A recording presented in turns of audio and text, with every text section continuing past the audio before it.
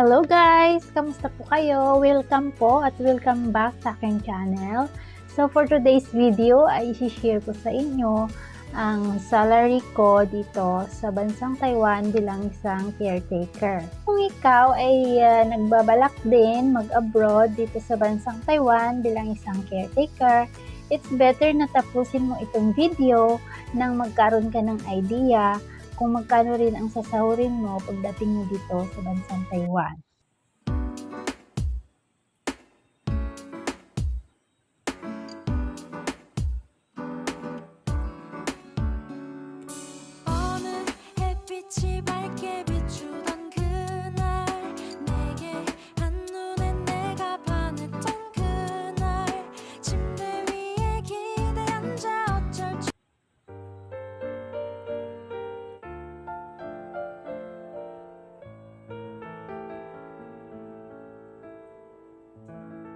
Guys, dahil may nagtatanong sa akin kung magkano nga daw ba yung salary ng isang caretaker dito sa bansang Taiwan, so ito gumawa ako ng video. Pag-usapan na natin ngayon yung basic salary, yung overtime, tsaka yung mga deduction. Guys, dumating ako dito noong May 7, 2022 at ang basic salary ko is 17,000 NT.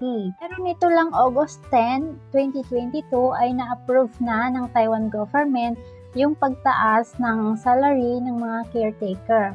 So, from 17 NT is ginawa nila itong 20,000 NT. Yun, magpasalamat na lang tayo dahil in-approve na nila yung pagtaas ng salary.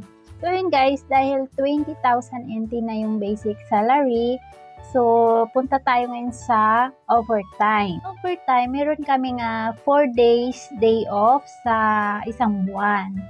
Kasi every week yon. At kapag hindi ka nag-off sa isang buwan, is babayaran ka nila ng 667 per day. So, sa isang buwan, may 4 days tayong day off. So, ita-times natin sa 667. 4 times 667 equal. So, meron tayong overtime na 2,668. Plus natin ngayon yung basic salary natin na 20,000 NT. So, 20,000 NT plus 2,668 equal. So, meron tayong sasahurin na 22,668 NT. Taiwan, meron din kaming mga deduction. Yung meron kaming binabayaran na agent, tsaka yung insurance. So, sa agent, yung binabayaran namin is 1,800. Yun ay buong isang taon mo dito. Kapag nakadalawang taon ka, ang babayaran mo sa agent is 1,700 na lang. And then, kapag naka 3 years ka, so, ang babayaran mo is 1,500 na lang. So, ngayon, ipabawas na natin yung agent natin sa 22,668 minus 1,800. So, meron tayong natirang 20,868. And then, yung insurance is, ang binabawas nila is 392 NT. So, ipabawas natin yung insurance na 392 NT. So, yan lang yung sasahurin mo sa buong isang buwan. Yung insurance guys, magagamit mo din siya kapag halimbawa gusto mong magpabunot ng ngipin, gusto mong magpalinis, kunti na lang yung mababayaran mo kapag nagamit mo yung insurance mo. Yun. So, dahil meron tayong 20,476, ita-times natin ngayon ito sa, ang palitan ngayon is 1.8. Depende sa palitan, minsan umaabot siya ng 1.9. Ayun. So, ita-times natin, halimbawa is 1.8. 20,476 times 1.8.